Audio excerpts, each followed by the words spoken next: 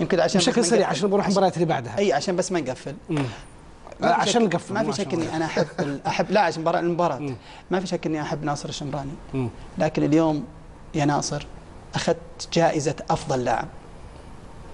انا الشيء الغلط اقول انه خطا.